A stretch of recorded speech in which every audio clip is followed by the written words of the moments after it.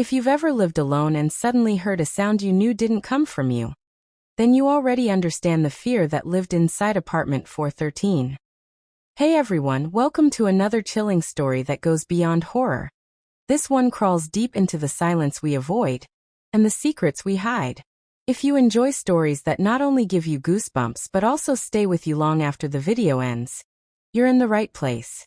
Don't forget to like this video and subscribe to our channel for more emotionally intense horror stories every week. Now turn off the lights and listen closely. It was supposed to be a fresh start. After her bitter divorce and the sudden passing of her father, Nora Ellis, a 33-year-old schoolteacher, packed her life into boxes and moved into a quiet apartment complex on the edge of town. She wasn't looking for luxury, just solitude. Apartment 413 had a view of a dying maple tree, old wooden floors, and most importantly, no memories. At least, none that belonged to her. The building was old, built in the late 60s, with thick walls that held onto the chill of winter and the whispers of the past.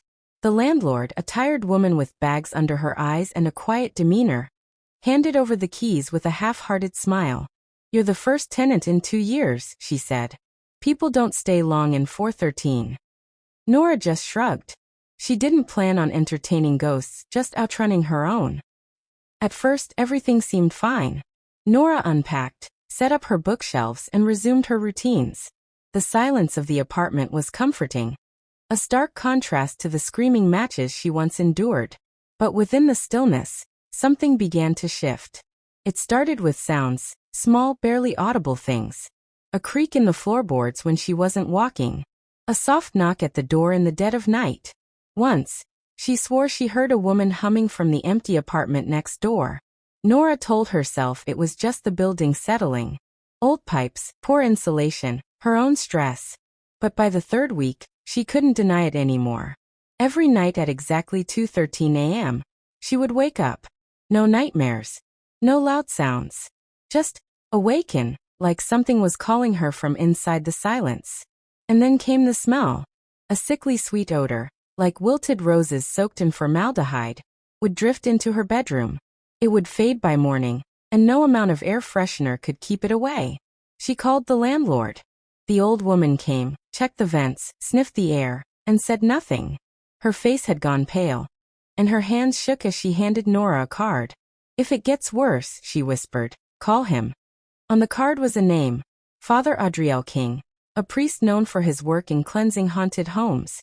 One evening, determined to distract herself, Nora decided to refinish the scratched wooden floor beneath her couch. As she pulled back the old rug, one of the floorboards popped loose, revealing a small cloth-wrapped bundle. Inside, she found a journal. The cover was cracked leather, the pages yellowed with age. The entries were written by a woman named Emily Ray, who had lived in apartment 413 over a decade ago. Each entry was filled with fear.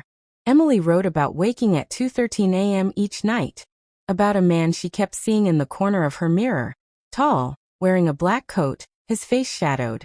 She wrote about voices that whispered her name from the closet, and a presence that sat on the edge of her bed, breathing softly.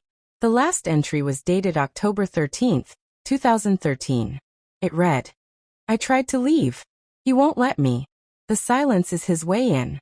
If someone reads this, please burn the silence before it spreads." Nora dropped the book. Her breath caught in her throat. It had been exactly 10 years. That night the silence returned, but this time it wasn't empty. The temperature dropped until her breath was visible in the air. Her bedroom light flickered and died. And then she heard it. Footsteps. Slow, deliberate. Crossing the hallway toward her room. Frozen, Nora whispered to herself, "It's not real."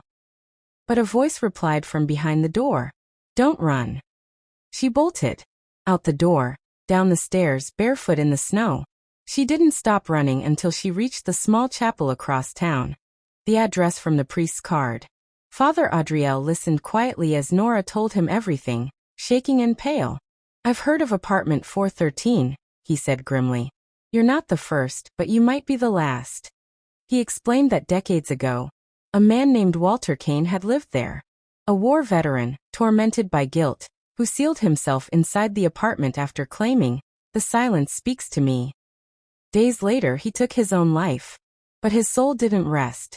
Instead, it nested in the quiet, feeding on loneliness and grief, growing stronger every time someone moved in hoping to escape their past. They returned the next day, with prayer, incense, and flame. Father Adriel lit candles at each corner of the apartment, his voice firm with faith. The silence pushed back. The walls groaned. Nora's breath became short as a shadow rose behind the priest, howling without sound. She saw it, tall, dark, hollow where a face should be. It lunged. Nora remembered Emily's words. Burn the silence. She grabbed the journal and tossed it into the fireplace. As the pages caught flame, the apartment screamed, an unholy, ear-splitting silence. Then nothing. The lights returned. The air warmed. And the clock read 2:14 a.m. The curse was broken. Nora didn't move out. She stayed in apartment 413, not because she had to, but because she chose to reclaim it. She repainted the walls, adopted a dog, and every morning, she opened every window, letting sound and sunlight flood in. Because she understood now. Silence can be comforting, or it can be a prison. And healing doesn't come from running away. It comes from facing what haunts you and choosing life again and again. If you've ever felt like silence was closing in on you, if your past feels louder than your present, know this. You're not alone. Sometimes the scariest stories are the ones we live through and survive. If this story gave you chills, or even just made you feel something, hit that like button and subscribe for more horror stories with a soul. We drop new episodes every week, and trust me, the next one will keep you up at night. Until next time, keep your lights on. And never trust the silence.